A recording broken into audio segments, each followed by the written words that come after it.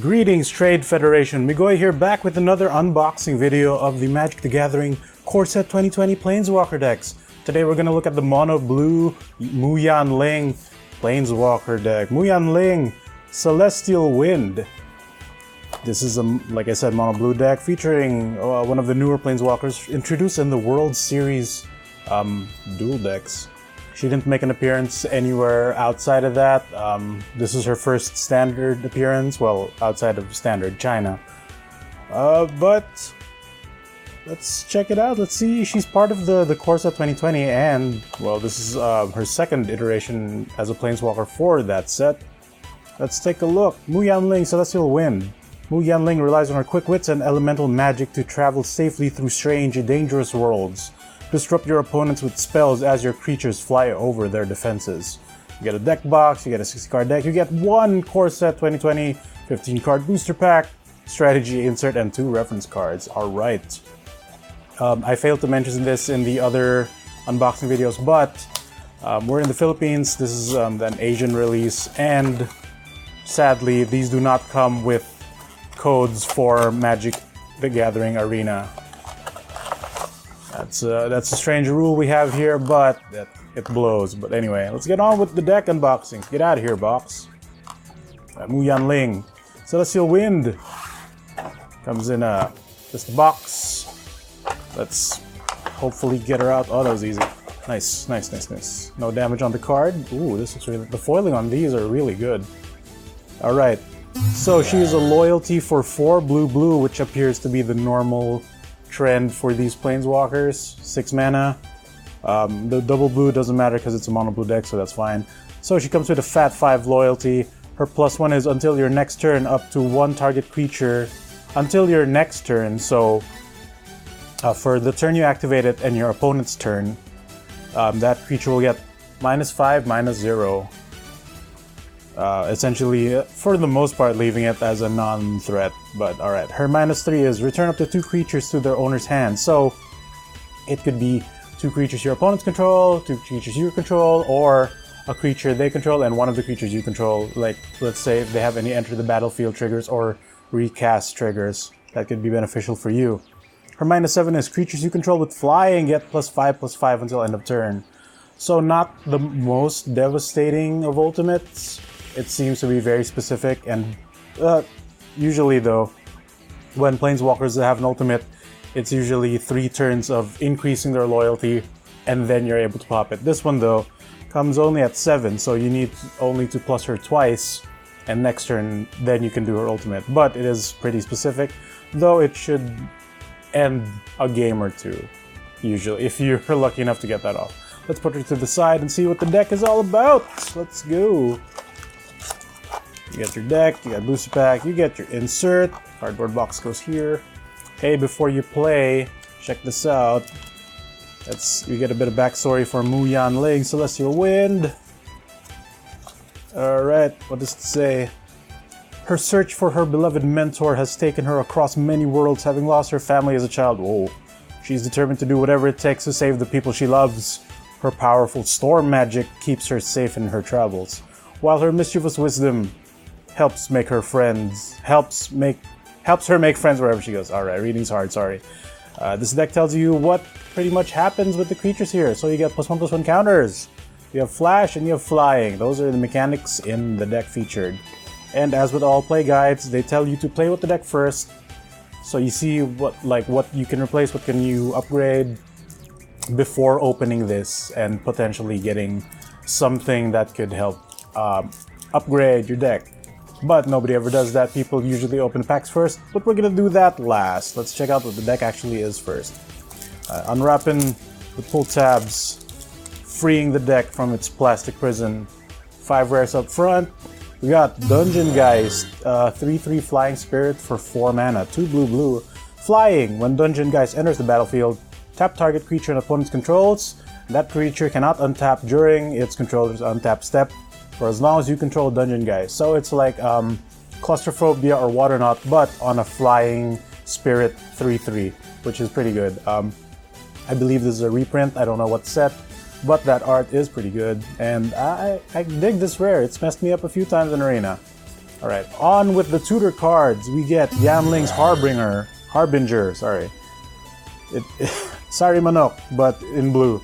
A flying 2/4 for 5, that's not great.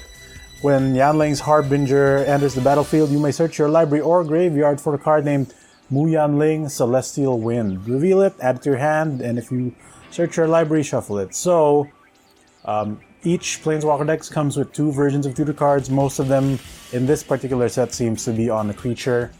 I forget which one doesn't, but I think one of those... Oh, Chandra! Chandra is a sorcery burn spell that's her tutor. She doesn't come with creatures. So we get 2 of those, and we get the staple... not staple, but the free rare that comes if you get the blue welcome deck, or if you get one of those deck builders toolkit cases or sets.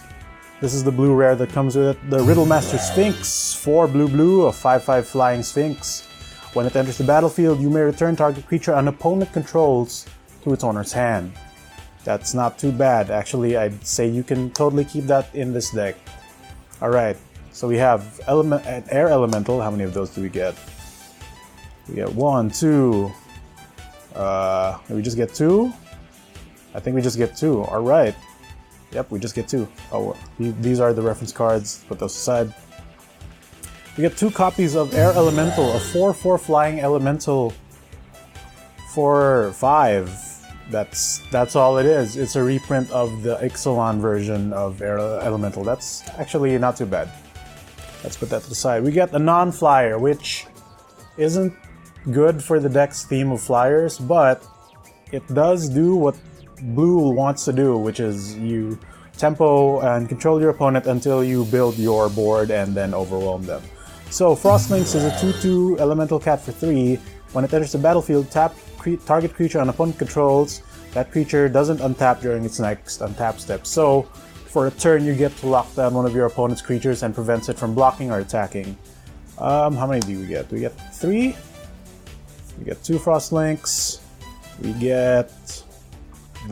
That seems to be it. We just get 2. Alright. Alright, here we go. Uncommons again. Brineborn Cutthroat.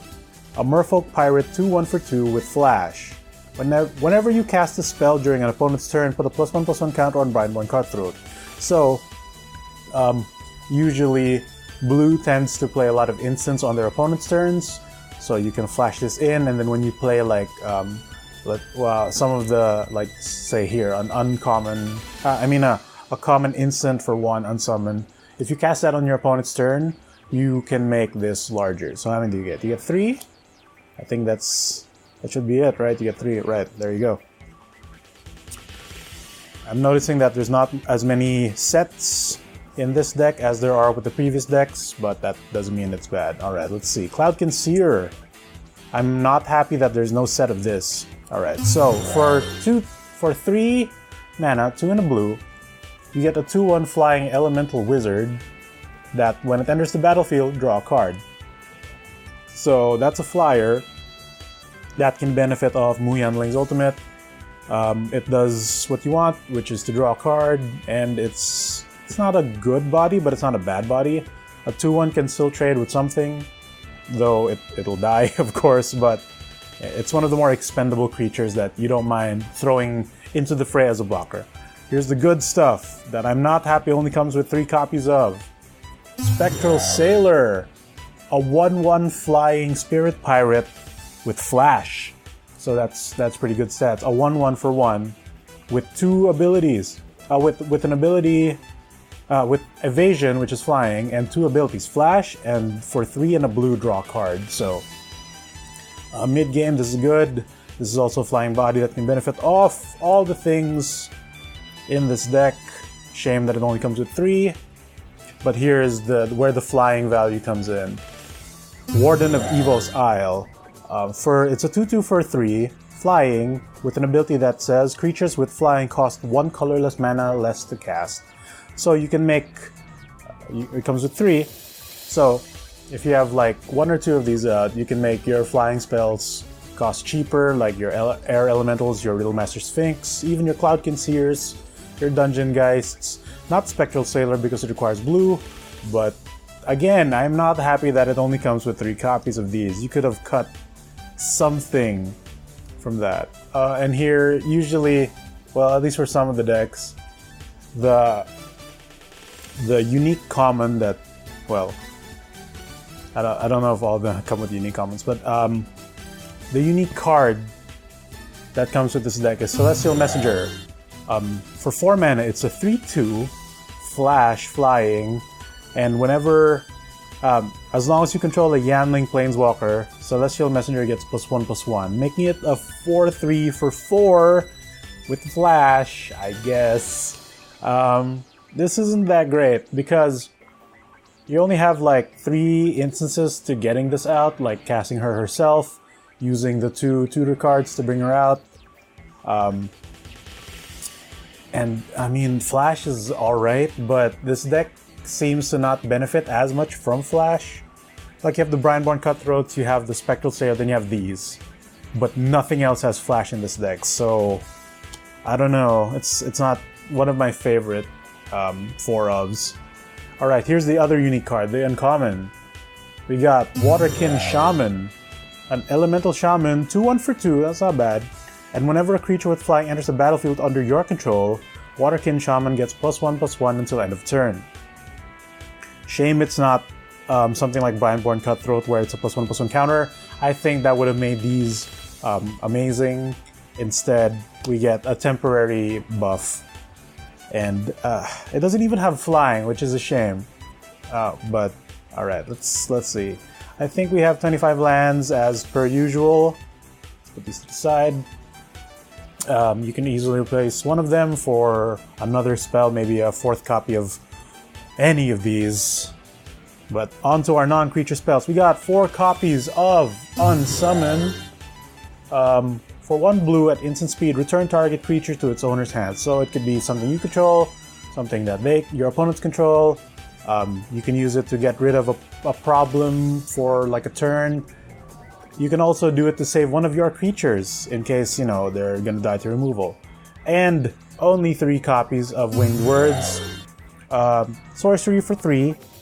Draw 2 cards, but if you control a flyer, this spell costs 1 less to cast. And take note, it doesn't get cheaper for each flyer.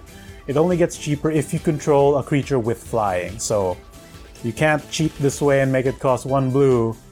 At the least, it'll cost 1 colorless and a blue. So it's not bad. It's a draw 2 spell for 2 for the most part, especially if you commit to the flying theme, which I think this deck should have done more than with the flash.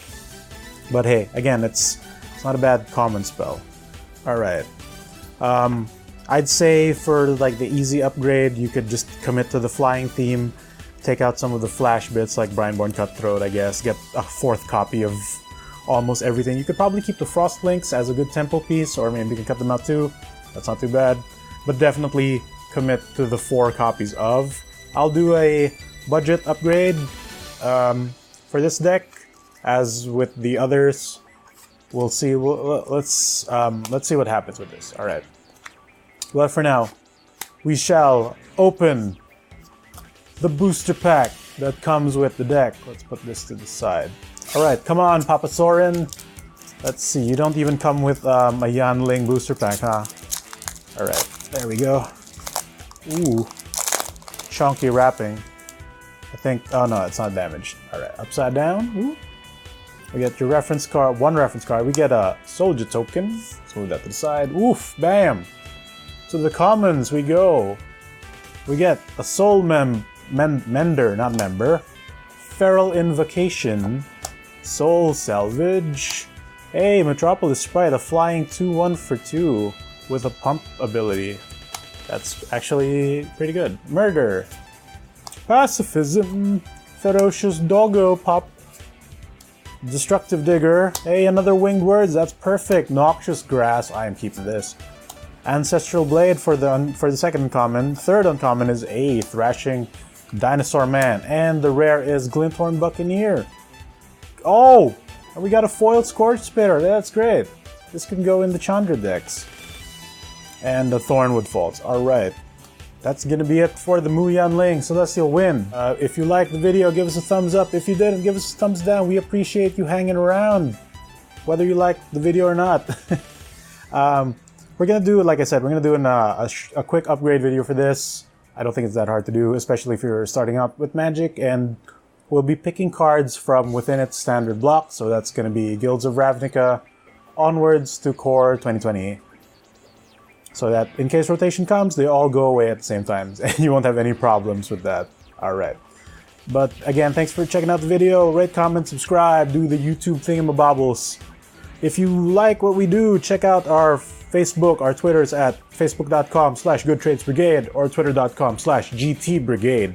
Support us on Patreon for a cup of coffee. You can help keep the lights on, help us get better equipment, help us make more content for you. You can also ask us what you'd like to see on the channel, what you'd like to hear on the podcast. You can also get early access to things that we are working on, which sounds pretty cool, but to me at least. And as always, my fellow Planeswalkers, to the Trade Federation, don't forget to keep it going. Bye-bye!